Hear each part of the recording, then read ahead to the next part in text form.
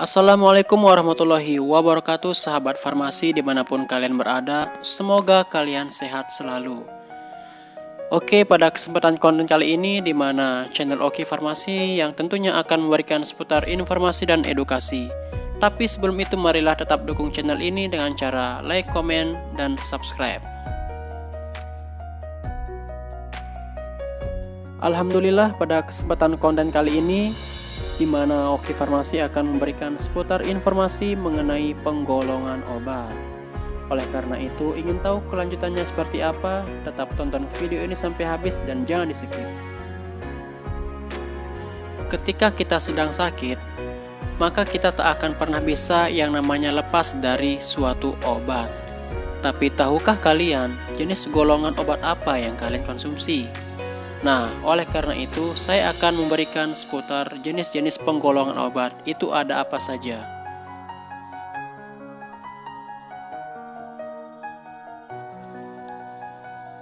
Adapun mengenai penggolongan obat, itu berdasarkan tujuan dan pengawasannya diatur dalam regulasi Permenkes nomor 949-Menkes-Per-6-2000 dikatakan bahwa penggolongan obat dimaksudkan untuk peningkatan keamanan, ketepatan penggunaan serta keamanan distribusi.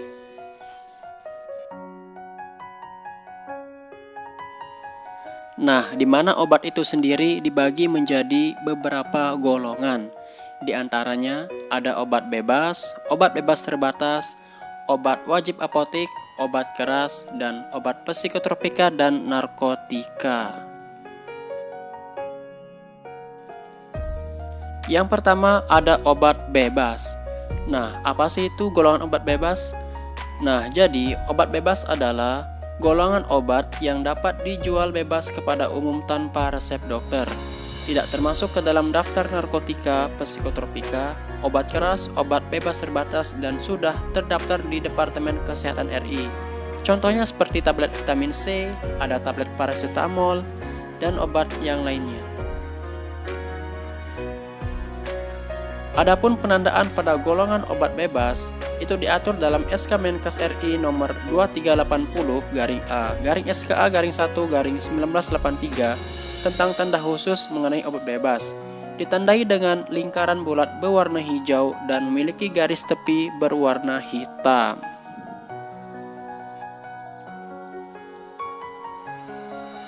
Adapun selanjutnya ada golongan obat bebas terbatas.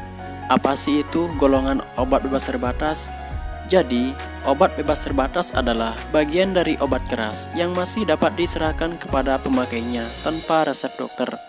Dan obat ini masuk ke dalam daftar W, yang kepanjangannya Warsaquing yang artinya peringatan. Walaupun obat bebas terbatas masuk dalam kategori obat keras, namun harus memenuhi persyaratan dalam penyerahannya.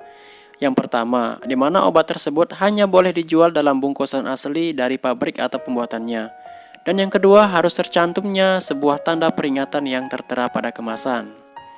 Adapun penandaan khusus pada golongan obat bebas terbatas ditandai dengan lingkaran bulat berwarna biru dan memiliki garis tepi warna hitam dan memiliki sebuah tanda peringatan, yakni ada 6 peringatan tersebut.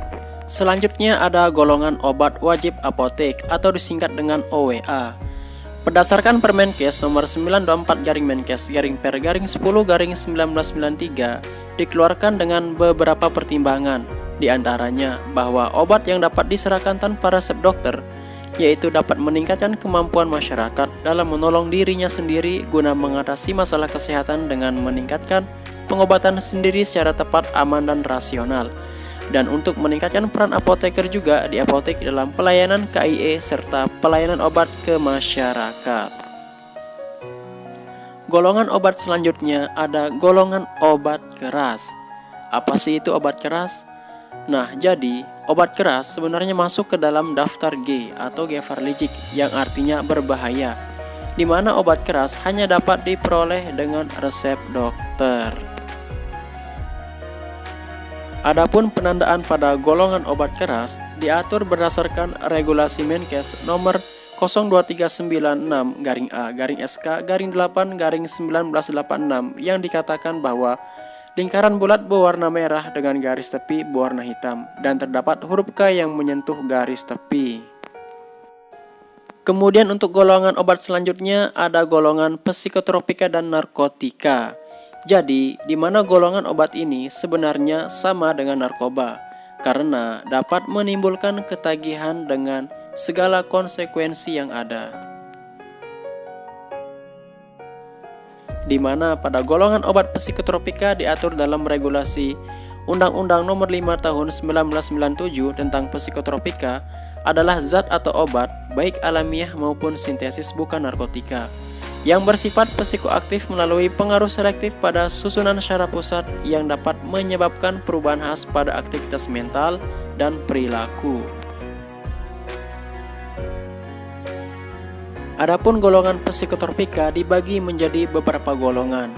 Golongan pertama tidak dapat digunakan dalam terapi tapi hanya untuk ilmu pengetahuan dan memiliki potensi sindrom ketergantungan yang sangat kuat. Contohnya seperti LSD dan MDMA. Kemudian golongan kedua dapat digunakan dalam terapi dan ilmu pengetahuan dan potensi sindrom ketergantungan kuat. Contoh seperti amfetamin, metamfetamin, Ritalin, dan metilfenidat. Golongan yang ketiga banyak digunakan dalam terapi dan ilmu pengetahuan, potensi sindrom ketergantungan sedang, contohnya seperti pentobarbital, flunitrazepam, dan sebagainya. Dan golongan yang keempat itu sangat luas digunakan dalam terapi dan ilmu pengetahuan, memiliki potensi sindrom ketergantungan yang sangat ringan, contohnya seperti fenobarbital, diazepam, nitrazepam, lesotam, dan lain-lain. Adapun golongan obat selanjutnya yaitu ada golongan narkotika.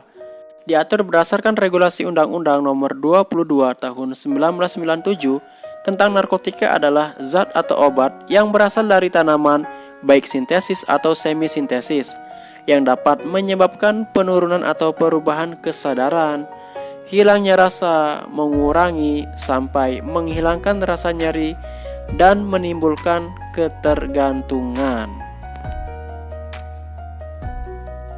Adapun golongan obat narkotika itu dibagi menjadi beberapa golongan, di mana golongan pertama tidak dapat digunakan namun boleh digunakan untuk kepentingan ilmu pengetahuan dan memiliki potensi ketergantungan yang sangat tinggi.